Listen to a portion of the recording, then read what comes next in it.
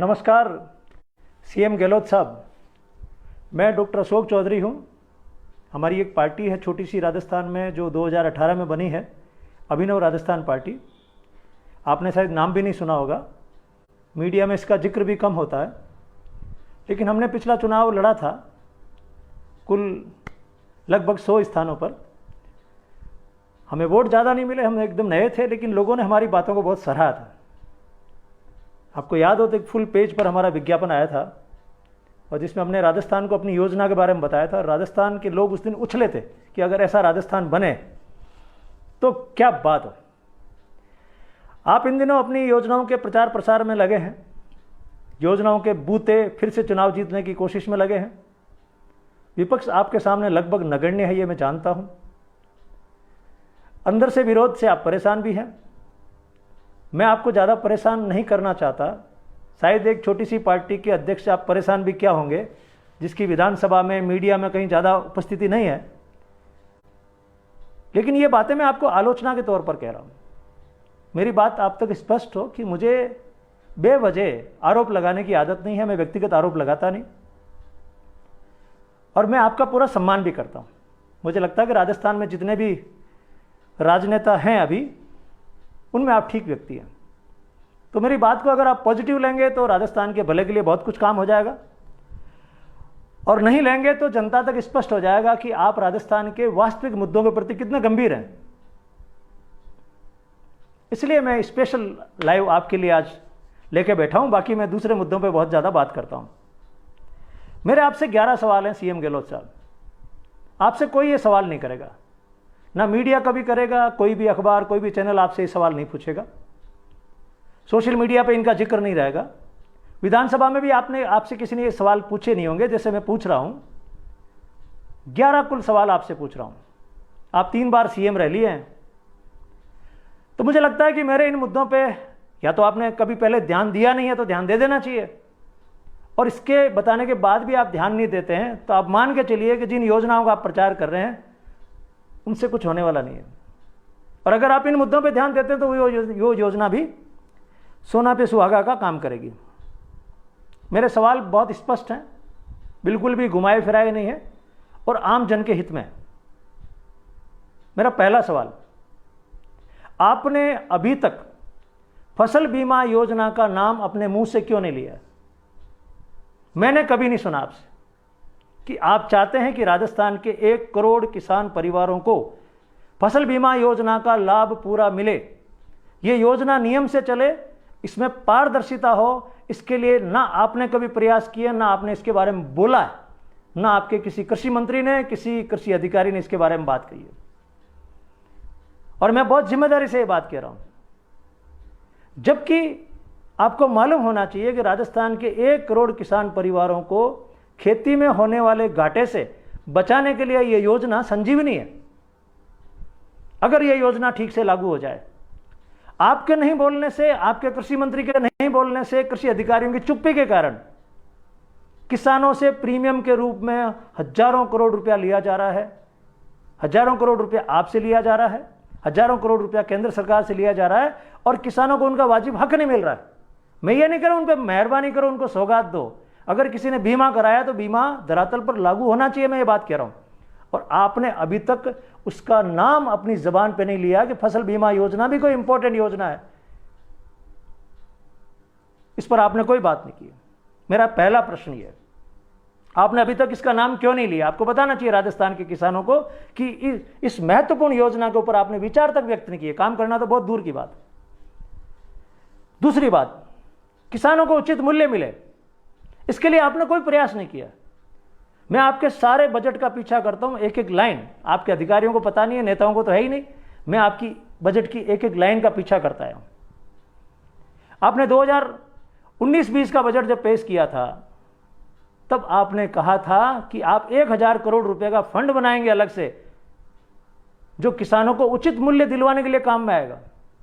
वहां से मैं पीछा कर रहा हूं उस फंड का। बार बार पूछ रहा हूं उस फंड का क्या हुआ, उचित मूल्य की गारंटी क्यों नहीं है? और गहलोत साहब, आपको मालूम है एक अधिनियम है, कृषि उपज मंडी अधिनियम 1961, जिसमें गारंटी दी गई है कि हम किसानों को उनका उचित मूल्य दिलवाएंगे। कभी आपने अपने अधिकारियों से पूछा उस अधिनियम की क्या हालत है? क्या हालत है मंडियों में, कैसे माल बिकता है, क्या ग्रेडिंग होती है, या अभी भी 18वीं सदी की तरह हाथ में ले लेके भाव लगाते हैं लोग बाग? किस बात की सैलरी हम मंडी के अधिकारियों को दे रहे हैं? इस पर आपने आज तक विचार क्यों नहीं किया? आप केंद्र सरकार पे आरोप लगाते रहते हो दुनिया भर के। मैं आपसे 11 सवाल पूछ रहा हूं, ये मेरा दूसरा सवाल था कि कृषि उपज मंडी व्यवस्था क्यों बेकार हालत में है 1961 के बावजूद भी, कि किसान को उसका उचित मूल्य नहीं मिल रहा है, और भंडार के गोदामों में किसानों का माल क्यों नहीं है? राजस्थान में सोना होता है, सोना गंवार होता है, यहां पे जीरा यहां पे होता है, इसबगोल यहां पे होता है। मैं आपको गारंटी दे रहा हूं, कभी मेरे साथ आप बैठ जाना, 3-4 फसलों को ठीक से डील कर लो ना चीन की तरह, तो सारे कर्मचारियों को तनख्वाह दे दूं मैं। इतना पैसा है इसके अंदर। थोड़ा सा जिगर चाहिए, थोड़ी सी इच्छा चाहिए काम करने की, राजस्थान को आगे बढ़ाने की। गहलोत साहब, आपने युवाओं के लिए नौकरियां दी, ये बात करते हैं, लेकिन मैं आपसे सिर्फ 2 योजनाओं के बारे में पूछता हूं। एक योजना तो है जो केंद्र सरकार की, प्रधानमंत्री ग्रामीण स्वरोजगार योजना, कि युवाओं को हम पैसा देंगे, वो अपने खुद का रोजगार शुरू करेंगे। और एक योजना आपके यहां से चलती है, मुख्यमंत्री युवा उद्यमिता प्रोत्साहन योजना। मैं डिटेल में आपको नाम बता रहा हूं, मेरी टिप्स पे लिखे हुए हैं, ना आपके किसी अधिकारी के पास है, ना किसी नेता सेता के पास है। ये 2 योजनाएं जो युवाओं के लिए है। और आपने अपने पहले बजट में इस बार घोषणा की थी कि आप राजस्थान में 10,000 युवाओं को 1-1 लाख रुपया देंगे। निकलवा लेना डॉक्यूमेंट अधिकारियों से, अगर मेरी बात गलत हो तो उनसे निकलवाना डॉक्यूमेंट, कैसा लिखा कि हमने बजट में। मैं पढ़ रहा हूं क्योंकि मैं चिंतित हूं राजस्थान के लिए। चिंतित आप भी हैं, मैं ये नहीं कह रहा हूं, चिंतित आप भी हैं। कोई आपको ठीक से बताएगा तो आप कर लेंगे, लेकिन आपके अफसर आपको ये सब बातें क्यों बताएंगे? आप पढ़ना, वापिस से पढ़ना कि आपके पहले बजट में ये लिखा था राजस्थान में 10,000 युवाओं को 1-1 लाख रुपया देंगे। दूसरी बात, प्रधानमंत्री ग्रामीण स्वरोजगार योजना, गांव में रहने वाले युवाओं को आप 1-1, 2-2 करोड़ रुपए का लोन देंगे ताकि वो अपना रोजगार शुरू कर सकते हैं। योजना तो लागू केंद्र सरकार की आपको ही करनी है। और मुख्यमंत्री युवा उद्यमिता प्रोत्साहन योजना, युवा के अंदर जो उद्यमिता है काम करने की, उसको प्रोत्साहन की योजना। आप इन 3 योजनाओं के लाभार्थियों का मेला कराओ। अभी आप मेला करवा रहे हो ना 24 तारीख के बाद, आओ, किन किन को हम फ्री राशन दे रहे हैं, किन किन को हम फ्री बिजली दे रहे हैं, ये छोटी छोटी बातें हैं। इसके लिए आप मेला करवा रहे हो ताकि लोग देखेंगे, देखो राजस्थान के इस राजा ने क्या बांटा है लोगों को मुफ्त में, क्या सौगातें दी है। आप उन युवाओं को इकट्ठा करो जिनको पिछले 4 साल में, या आप तो 15 साल से रह चुके हैं मुख्यमंत्री, किन किन युवाओं को इन योजनाओं का लाभ मिला है, कौन कौन से युवा जिनके 2-2 करोड़ के प्लांट चालू हो गए, आप उनको इकट्ठा करो। मैंने जब आरटीआई लगा के पूछा आपके उद्योग मंत्रालय से, तो उसने कहा कि निजी जानकारी नहीं दे सकते। यानी बजट में आप घोषणा करते हैं युवाओं को रोजगार देंगे, मैंने पूछा किन किन युवाओं को रोजगार मिला है, तो आपके विभाग मुझे कहते हैं ये निजी जानकारी नहीं दे सकते। अरे मुझे तो दिखाई देना चाहिए कौन कौन से युवा नागौर जिले के, बीकानेर जिले के, जयपुर जिले के, जो बड़ी बड़ी फैक्ट्रियां लगा के बैठे हैं सरकार की योजना से। इसमें निजी क्या है? सरकार पैसा दे रही है, फिर निजी क्या है? टैक्स पेयर का पैसा है। तो सर ये तीसरा, युवाओं के बारे में आप जानकारी ढूंढिए, अपने अफसरों से कहिए, बताइए, और फिर युवाओं का सम्मेलन कराइए। उसको कहते हैं रोजगार। सरकारी नौकरी तो वैसे ही मिलनी है, इसमें क्या एहसान है? जितनी वैकेंसियां खाली होनी उतनी भरनी है, कोई कम भरे कोई ज़्यादा भरे। ये मेरा तीसरा सवाल। मेरा चौथा सवाल और भी ज़्यादा संवेदनशील है। गहलोत साहब, आपने कभी ये बात की है कि ये जो बछड़े, बूढ़ी गायें, ये जो भटक रहे हैं रोड रोड पे, गलियों में, इसके बारे में आपने कभी जुबान पे भी नाम लाए? आप काम करना तो बहुत दूर की बात है, आपने कभी कहा कि आप दुखी हैं इस चीज़ से? आपको नहीं दिखते, हालांकि आप ज़्यादातर हवाई जहाज से घूमते हैं, आपको नहीं दिखते होंगे नीचे, लेकिन कभी कभी तो रोड पे निकलते होंगे। मैं तो जयपुर में भी देखा खूब सारे बछड़े घूमते वहाँ। हमने तो उसके लिए एक मानव चेन बना के कहा था कि इनके लिए कुछ करो। आपके अफसरों को दुनिया भर के कागज हमने लिख के दिए। आपने कभी बात की है? आपको नहीं लगा? आप तो अच्छे भले व्यक्ति हैं, मैं कह रहा हूं ना, राजस्थान के जितने भी राजनेता हैं उनमें मैं आपको सबसे ठीक मानता हूं। आपको कभी ये बछड़े दिखाई नहीं दिए? आपको नहीं लगा कि इनकी व्यवस्था करनी चाहिए? आज आपके पास सरकार है, अधिकारी हैं, बाकी मामलों में आप इनको दौड़ाते रहते हैं, कभी इनके लिए नहीं दौड़ा सकते? हमारे सैकड़ों लेटर लिखे पड़े हैं, आपके विभागों में धूल चाट रहे हैं। हमने पूरी योजनाएं समझाई है। हम वो उस तरह के नेता नहीं है कि आप आरोप लगा दें कि सरकार में भ्रष्टाचार है, कानून की व्यवस्था ठीक नहीं है। हम ऐसे फर्जी आरोप नहीं लगाते। हमने पूरे डेटा के साथ आपके अलग अलग विभागों को ये दिया लिख के कि ये हमारे पास व्यवस्था है, ये इतनी गोचर है, इसका डेवलपमेंट ऐसे होगा, ये पैसा नरेगा से इस तरह से आएगा। सारी विभाग को हमने योजनाएं बना बना के दिए, लेटर लिख लिख के हमारे हाथ थक गए। हम जो आपके नाम से ज्ञापन देते हैं ना एसडीएम को, वो आप तक कभी नहीं पहुंचता है। आपके नाम लिखे हुए कागज आप तक नहीं पहुंचते हैं। मुझे आज तक एक कागज की रिप्लाई नहीं मिली है। कभी आप मेरे आमने सामने बैठना, मैं आपको कागजों का पुलिंदा बता दूंगा कि मैंने आपके अधिकारियों को इस बारे में कितने लेटर लिखे। क्योंकि हम वो लोग हैं जो ये नहीं चाहते हैं कि हम आएंगे सरकार में, जीतेंगे, उसके बाद करेंगे तो कोई नाम होगा। हम तो चाहते हैं आज अगर बछड़ों के लिए अरेंजमेंट आपके नाम से होता तो हम तो आपके गीत गा देंगे कि आपने इतना बढ़िया काम किया। तो आप कुछ भी नहीं बोल रहे हैं, क्यों नहीं बोल रहे हैं? गहलोत साहब, आप महात्मा गांधी की बहुत बातें करते हैं, आप गांधीवादी हैं। गांधी जी की आपने एक वो बना भी रखा है, गांधी दर्शन का एक विभाग बना दिया है, अलग अलग लोगों को उसका इंचार्ज बना रखा है, खूब पैसा उस पर खर्च हो रहा है गांधी जी के नाम पे। मैं आपसे दो चीजें पूछ रहा हूं। पहली बात, गांधी जी ने यह कहा था कि पंचायतें बहुत मजबूत होनी चाहिए, कहा था ना, पंचायतें बहुत मजबूत होनी चाहिए। मेरी गारंटी है, आप बता सकते हैं राजस्थान के किसी भी गांव में एक भी वार्ड सभा का आयोजन होता हो नियम से? वार्ड सभा का आयोजन होता ही नहीं है, ग्राम सभा का आयोजन भी नहीं होता। तो महात्मा गांधी का जो मूल सपना था ग्राम स्वराज का, उसके बारे में आपने एक इंच भी काम नहीं किया, सिंगल इंच आपने काम नहीं किया। कहां महात्मा गांधी का? आप महात्मा गांधी के बारे में विचार बता रहे हैं, उन्होंने ऐसा कहा, आपके हाथ में आज पावर है, आप चाहें तो महात्मा गांधी के आदर्शों को धरातल पर लागू कर सकते हैं। आपने नहीं किया। फिर आप में और जो दूसरे लोग हैं जो गांधीवाद को नहीं मानते हैं, उसका विरोध करते हैं, उन्हें फर्क क्या है? बल्कि वो ठीक है, वो गांधी को गालियां देते हैं, गांधी की हत्या करने की बातें करते हैं विचारों की।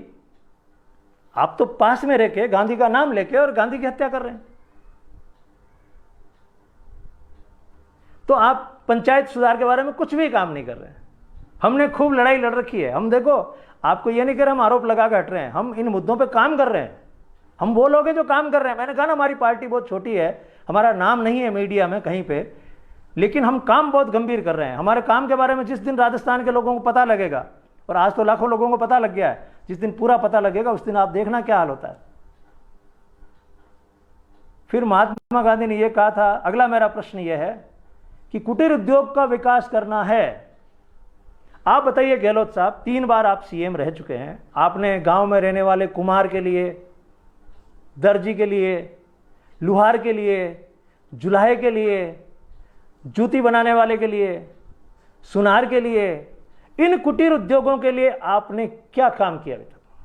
और आपको पता नहीं है तो बता दूं, वो डिपार्टमेंट कौन सा, उसका नाम है उद्योग विभाग, और हर जिले में उसके प्रबंधक बैठते हैं। जयपुर में इसका कमिश्नर बैठता है, उसको बुला के कहना कि मुझे राजस्थान के सारे सुथारों की मीटिंग करानी है, सरकार से उनको कितना फायदा हुआ है। मुझे लुहारों को बुलाना है कि तुम्हारा धंधा अभी भी ठीक से चल रहा है, लोहे का नहीं चल रहा है। मुझे जूती बनाने वालों से बात करना है। कभी भीनमाल में चलना मेरे साथ, वहां कितने परिवार रहते हैं, जूतियां कैसे बना रहे हैं, कैसे संघर्ष कर रहे हैं। आपने उनके लिए कभी कुछ किया हो, आपके किसी विभाग ने किया हो तो बताना आप कि हाँ हमने ये किया। अधिकारियों को बुलाना, ये तो लाइव है, रिकॉर्ड पे, आप उनको बताना ये आदमी ऐसे आरोप लगा रहा है, निकाल के लाओ कुम्हारों को, सुथारों को, सुनारों को, सबको निकाल के बताओ उनके लिए हमने क्या किया है। ना आप कर रहे हैं, मैं नहीं कर रहा हूं, केंद्र सरकार कर रही है। केंद्र सरकार भी कुछ नहीं कर रही है। अपने मारवाड़ी में यहां कहते हैं ना, जितना नाप रहे हैं उतना फाड़ नहीं रहे हैं।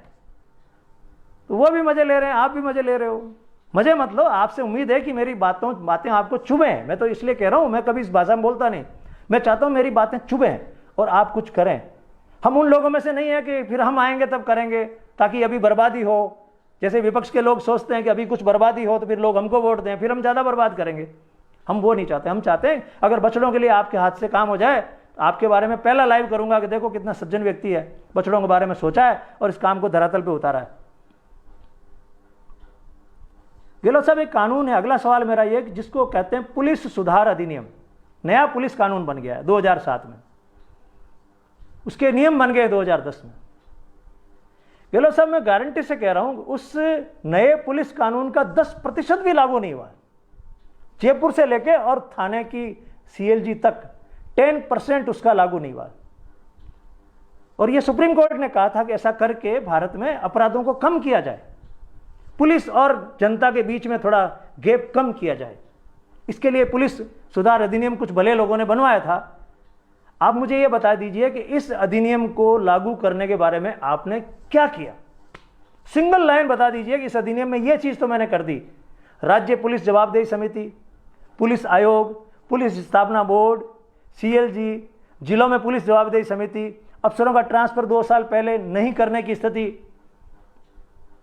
ऐसा कोई भी काम अगर आपने किया हो पुलिस सुधार से रिलेटेड तो मुझे आप बता देना, और मैं बता दूंगा आपको दुनिया भर के लेटर्स जो मैंने लिखे हैं इतने सालों में। और हमारे प्रयास से पुलिस जवाबदेही समिति पहली बार बनी थी, आपको पता भी नहीं होगा, नीचे अफसरों ने बना दी, क्योंकि हम बार बार कागज लिख रहे थे, बार बार कागज लिख रहे थे। पीने के पानी पर मेरा अगला सवाल है, और उसमें नहर वहर सब शामिल हो जाते हैं। गहलोत साहब, आपके लिए आसान कर देता हूं इस काम को। 3 योजनाएं पकड़ लीजिए। नर्मदा नहर परियोजना जो जालोर बाड़मेर में चल रही है, इंदिरा गांधी नहर परियोजना जो पूरी इधर पश्चिमी राजस्थान में चल रही है,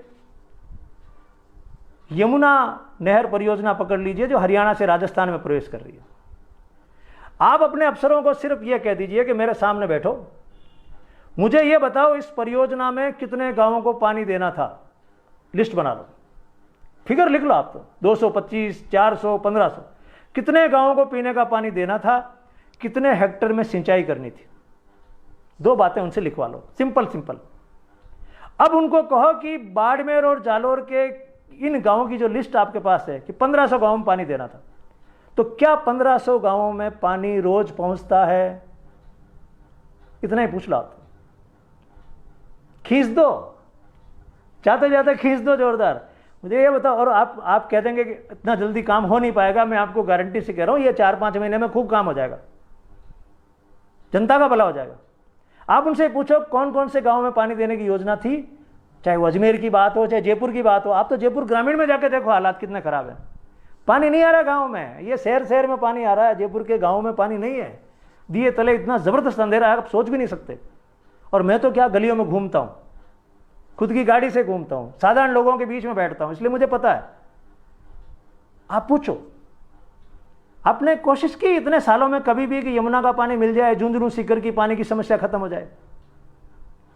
गहलोत साहब, पानी पाकिस्तान में बहकर जाता है, क्यों जाता है? आप बार बार हम बरसात के दिनों में सुनते हैं पानी बहकर जाता है पाकिस्तान में। इसलिए जाता है कि हमने पानी को रखने के लिए जो बर्तन चाहिए, गड्ढे चाहिए, जो नहरें चाहिए, जो टंकियां चाहिए, वो अभी तक बनाई नहीं है। उसकी स्पीड बहुत कम है। नर्मदा नहर परियोजना को 1996 में शुरू होकर 2000 तक पूरा होना था। 2023 तक वो योजना अभी भी 40% भी कंप्लीट नहीं हुई है। वो पहले के पंप ही उखड़ के बन के। आप कभी इसकी बात क्यों नहीं करते? ये मेरा सवाल है। आप पीने के पानी के बारे में गंभीरता से बात क्यों नहीं करते? आप अधिकारियों को यह क्यों नहीं कहते कि कोई बाहर जाकर नल को क्यों देखता रहेगा कि पानी आया पानी आया? आप बोर्ड क्यों नहीं लगा सकते कि आपके मोहल्ले में इतने बजे पानी आएगा?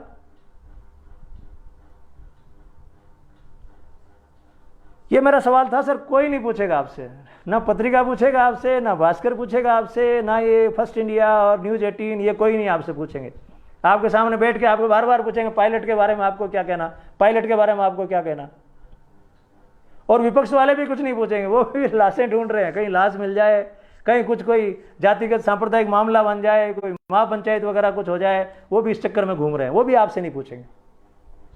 मैं पूछ रहा हूं, मैं इसलिए पूछ रहा हूं कि हमारी पार्टी ने पिछले दिनों बहुत मेहनत की है, गजब की मेहनत की है, जनता के साथ खड़े रह के मेहनत की है, पसीना बहाया है उनके साथ खड़े। इसलिए सवाल निकल रहे हैं हमारे अंदर से, निकल रहे हैं यहां से, और आपसे पूछ रहे हैं, गलत नहीं कर रहे हैं, बुरा मत मानना। पूछना चाहिए। आप कहते हैं लोकतंत्र मजबूत होना चाहिए, लोकतंत्र में सवाल पूछना चाहिए। जब दिल्ली की बात आती है तो मैं जयपुर में सवाल पूछ रहा हूं, मैं जयपुर में बैठे हमारे मुख्यमंत्री से सवाल पूछ रहा हूं। मेरा अगला सवाल मुख्यमंत्री जी महिला सुरक्षा को लेकर है। आप जैसे संवेदनशील आदमी से पूछने का बड़ा मन हो रहा है। वो जो आपसे पहले मुख्यमंत्री थे उनसे नहीं पूछता मैं सवाल, वो इस लायक भी नहीं थे कि उनसे सवाल पूछूं। आपसे पूछ रहा हूं। मैं इसलिए पूछ रहा हूं कि आज भी मुख्यमंत्री जी 75 साल की आजादी के बाद, इतनी पुलिस व्यवस्था के बाद में, कोई महिला, कोई बच्ची 8 बजे के बाद कहीं बाहर जाती है तो घर वाले डरे रहते हैं कि वो घर आ जाए समय पर। आपने 3 बार मुख्यमंत्री रहने के बावजूद ऐसी कोई व्यवस्था, ऐसा कोई माहौल क्यों नहीं बनाया कि राजस्थान में ऐसी स्थिति बन जाए कि लोग महिलाओं को लेके असुरक्षित महसूस नहीं कर रहे। मैं ये नहीं कह रहा हूं कि कहीं बसों में बैठी महिलाएं, ट्रेन में बैठी महिलाएं, लोग कपड़े फाड़ रहे हैं, ऐसी चीज नहीं है, लेकिन डर है अंदर अंदर। उस डर के कारण राजस्थान में महिलाओं की संख्या कम है। मूल कारण यह है, एक लड़का है कहीं भी जाए, कहीं घूमता रहे, कोई टेंशन नहीं है, लेकिन लड़की है तो टेंशन है, इसलिए लोग लड़कियां नहीं चाहते। आपके अफसर कुछ और बताते होंगे, एनजीओ कुछ और बताते होंगे कि महिलाओं की जो संख्या है, बच्चियों की संख्या ऐसे बढ़ा सकते हैं। मैं आपको बता रहा हूं मूल कारण असुरक्षा का है। आपको पता भी नहीं होगा कि अभी राजस्थान के बहुत सारे गांव में जहां पर 11वीं 12वीं की स्कूल नहीं है, वहां पर बच्चियों को आगे पढ़ने के लिए भेजते ही नहीं, इस डर के मारे, पता नहीं क्या हो जाए। कभी इस विषय पे आपने बोला है? आपकी कोई योजना है? या जो अफसर कह रहे हैं उसको आप अपनी योजना बता रहे हैं? सीएम साहब, अफसरों का काम योजनाएं बनाना नहीं है। आपके यहां अफसर योजना बना रहे हैं। योजना बनाना चाहिए नेता को, लागू करे अफसर। आपके अफसर नेता बने हुए हैं और जो नेता है वो ट्रांसफर में व्यस्त हैं। इसके कारण गड़बड़ हो रही है, इसमें सुधार करो आप। अभी तो अप्रैल का महीना है, दिसंबर तक तो अब लग गया है कि आपके हाथ से मामला जाने वाला नहीं है, कुछ करो। मेरा 10वां सवाल सीएम साहब, सूचना का अधिकार राजस्थान में लागू हुआ 2000 में। मैं आपको इसका श्रेय देता हूं, 2 चीजों का आपको श्रेय देता हूं। फ्री की दवाइयों का आपने शुरू की थी हिंदुस्तान में, सूचना का अधिकार आपने सबसे पहले कहा था। आपकी सोच अच्छी रही है उस समय में। अब आप फंस गए हो, ठीक ठीक काम करने की स्थिति में नहीं रहे हो, फंस गए हो। इरादे आपके पहले अच्छे थे कि ये होना चाहिए, जनता के लिए ये होना चाहिए, जन सुनवाई का अधिकार भी आपने दिया, अब आप उसको भूल गए, कोई लागू नहीं कर रहा है। लोक सेवा की गारंटी का अधिकार आपने कहा कि देना चाहिए जनता को, आपने दिया, आपके अफसर बिल्कुल फाइल को दबा के बैठ गए हैं। अफसर तो देखो इशारों में समझते हैं, उनको पता लग जाता है कि ऊपर वाला आदमी भूल गया, वो फट से बंद कर देता है। हमारे समाज से आते हैं अफसर, लेकिन उनकी इच्छा ये रहती है कि जनता को हम कितना ज्यादा दूर रख सकते हैं, कितना सुविधाओं से दूर रख सकते हैं। तो सूचना के अधिकार पर अभी क्या हाल है सीएम साहब? कभी इस पर आपने मंथन किया? कभी उनको बुलाया, सूचना आयुक्त को, सबको बिठाया कि लोगों को सूचनाएं समय पर मिल रही है कि नहीं मिल रही?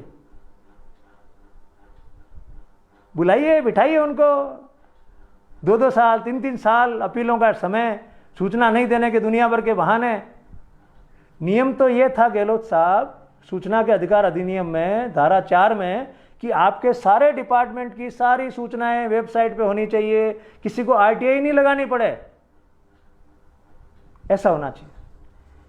अब हम अकेली पार्टी ये बातें करते हैं, हम कहां कहां जाएं, हम आंदोलन करें, उच्च न्यायालय में जाएं, कहां कहां जाएं, आपके अधिकारियों को कागज लिखें, पूछिए। अगर वो आपका नाम का अधिकार है, आपका नाम अमर हो जाएगा, लागू करवा दीजिए ठीक से उसको। ऐसे सुझाव आपको कोई नहीं देगा। दूसरी पार्टियां सोचती है हमारा आइडिया कोई नहीं चुरा ले, और हम वो लोग हैं जो कह रहे हैं हमारा आइडिया सब चुरा लो, भारत के लोग चुरा लो, दुनिया के लोग चुरा लो, कोई भी दूसरे प्रदेश में रहने वाले लोग चुरा लो, और हमें बुला के पूछ लो कि बताओ यार ये कैसे कर सकते हैं। हम तो बताने को भी तैयार है।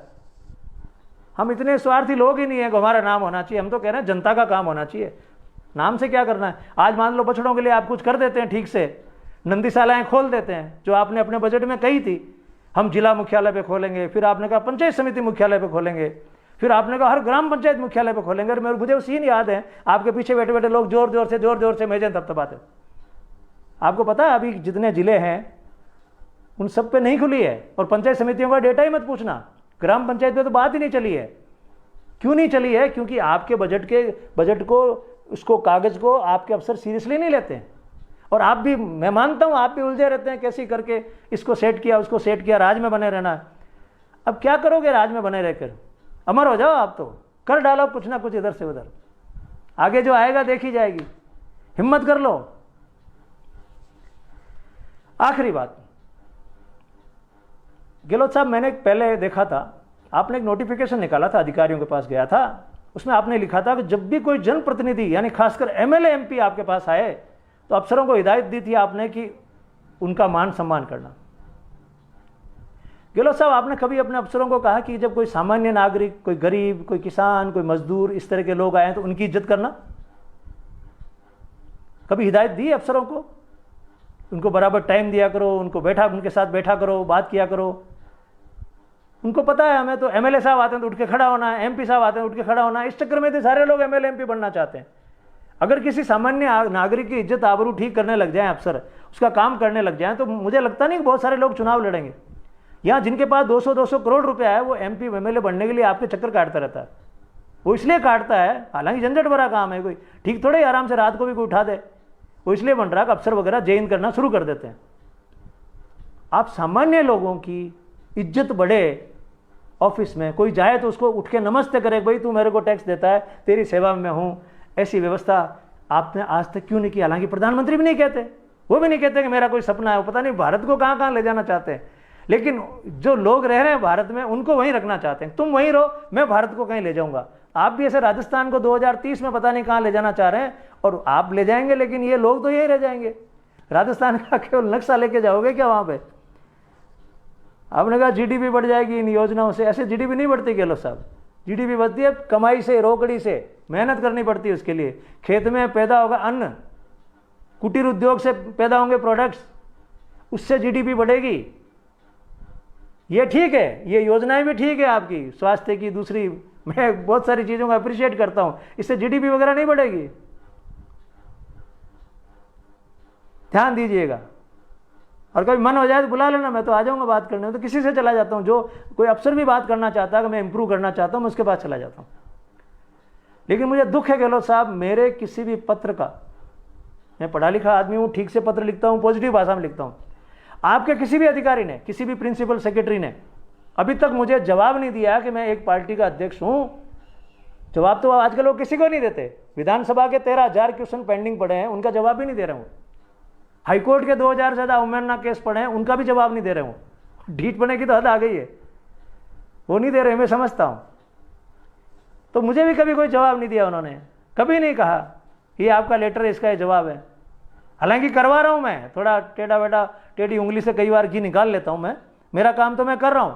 हम लोगों ने जो 10 मिशन काम में ले रखे हैं, उन पे हम काम तो कर रहे हैं, बछड़ों के लिए हम भी काम कर रहे हैं। फसल बीमा योजना पे हमने कंपनी को मरोड़ लिया, आपके अधिकारी तुम्हारे खिलाफ थे, लेकिन कंपनी को हमने मरोड़ के किसान के खाते में पैसा डाल दिया, वो काम तो हम कर रहे हैं। लेकिन आप CM हो, इसलिए आपसे सवाल पूछे मैंने 11, लिखवा लेना किसी अधिकारी को, कोई ध्यान दे दे गलती से तो पूछवा लेना, ये लिखा जो बातें सुनाओ, और वो अगर आपको लगे तो मैं तो आ जाऊंगा, अपन बैठ के चाय पी के बात कर लेंगे, क्या दिक्कत है? मेरी बात करने से अगर किसी का भला होता हो, मैं तो कह रहा हूं मैंने मेहनत की और आज किसानों को हजारों करोड़ रुपया खाते में मिला, तो मजा आ गया यार। अब किससे लेना, मुझे कोई कमीशन लेना है क्या उनसे कि आपको 1,000 करोड़ मिला तो मुझे भी कुछ दो? मैं तो किससे कुछ नहीं मांगता। होता है तो बढ़िया कर लो। आज मूड हो गया ऐसे ही, आपने कल प्रेस कॉन्फ्रेंस की ना, ऐसे ऐसे करना चाहते हैं, तो मैं आपको परेशान करने के लिए लाइव नहीं किया। आप ठीक आदमी हैं, मैं सोच रहा हूं कि आप और ज्यादा ठीक काम कर दें राजस्थान के लिए। आपके पास पावर है, आज मुख्यमंत्री हैं आप, हमारे भी मुख्यमंत्री हैं आप, तो सबके हैं। और विपक्ष आपको ये सब नहीं बोलेगा, मस्त रहिए, वो तो मस्त है, वो सोच रहे हैं कि आप हार जाओगे तो जीत ही जाएंगे, जबकि ऐसा राजस्थान में इस बार होने वाला नहीं है। अगर लोग आपके साथ नहीं रहेंगे तो उनके साथ भी नहीं रहेंगे, ये तो मान के चलना। आपके जवाबों का इंतजार करूंगा। ऐसा लाइव आपको कोई भी, आजकल के पत्रकार वगैरह भूल गए हैं, मैं आपको गारंटी से कह रहा हूं, पुलिस एक्ट के बारे में कोई नहीं जानता जयपुर में, पंचायत एक्ट के बारे में कोई बात नहीं करता, वहां कृषि मंडी अधिनियम के बारे में कोई नहीं जानता। तो जयपुर में तो झंझट आपका है ही नहीं, वहां तो एक ही सवाल है, पायलट जी ये कर रहे हैं, आप क्या करोगे? विपक्ष के नेता ने आरोप लगाया, आप क्या कहना चाहते हो उसके बारे में? उसके अलावा कोई काम ही नहीं है।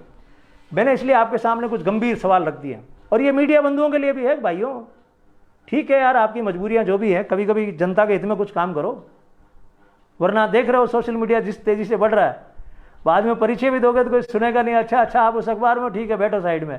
ये स्थिति आए उससे पहले आपके लिए भी सवाल है। ये सारे सवाल जो मैंने कहे हैं ये आपके लिए भी है, CM साहब के लिए भी है, विपक्ष के लिए तो क्या, उनको तो समझ में आएगा नहीं। उनका तो बिल्कुल एक पागलपन सा, 6 महीने बाद मेरे पास कौन सी गाड़ी होगी, मैं कौन से बंगले में रहूंगा, क्या बनूंगा, वो सब में लगे हुए हैं। और कई लोग जुगाड़ में लगे हुए हैं कि मैं इसके साथ जाऊं, उसके साथ जाऊं। मैं उसको ठगबंधन कहता हूं, गठबंधन नहीं ठगबंधन कहता हूं। कई उस जुगाड़ में लगे हैं, ठगबंधन करते हैं कहीं ना कहीं। सबका टारगेट एक ही, राज आना चाहिए, और मेरा टारगेट एक ही है कि जनता का राज आना चाहिए। जो बाबा अंबेडकर ने कहा था, संविधान में लिखा था, जिनकी जयंती हम कल मनाएंगे, और जो सरदार भगत सिंह चाहते थे, जो महात्मा गांधी चाहते थे, महर्षि अरविंदो चाहते थे, जो सुभाष चंद्र बोस चाहते थे, क्या चाहते थे? जनता का राज, जनता का राज आना चाहिए। हम सबको मिलकर कोशिश करनी चाहिए कि राजस्थान में, हिंदुस्तान में जनता का राज आए, नेताओं का, पार्टियों का राज नहीं आना चाहिए। उससे कहेंगे लोकतंत्र, वरना यह है छद्म राजतंत्र। तुम राजाओं को चुनते हो, मीडिया भी कहता है उन्होंने दी सौगात। वो कौन राजा है जो उनको सौगात दे रहा है? ये गहलोत सरकार, ये फलानी सरकार, जैसे पहले मान सिंह सरकार होती थी, जय सिंह सरकार होती थी। कम से कम उनका क्लियर तो था, वो तलवार के बल पे राज करते थे। इनका तो पता भी नहीं किस बल पे राज करते हैं, समाज को बांट के। थैंक यू गहलोत साहब। और पुनः कह रहा हूं, आपको परेशान करने के लिए नहीं किया, आपको और ज्यादा काम करने के लिए, प्रेरित करने के लिए बात की है। उम्मीद है कि हमारे मुख्यमंत्री हमारी बात को सुनेंगे। खूब सारी शुभकामनाएं, आप स्वस्थ रहें, प्रसन्न रहें, और राजस्थान के लोगों को खूब शुभकामनाएं कि कम से कम आप सोचें, विचार करें, और आने वाले समय में अपने वोट का इस्तेमाल दिमाग से करें, दिल से करें और आत्मा से करें। डॉक्टर अशोक चौधरी, अभिनव राजस्थान पार्टी से।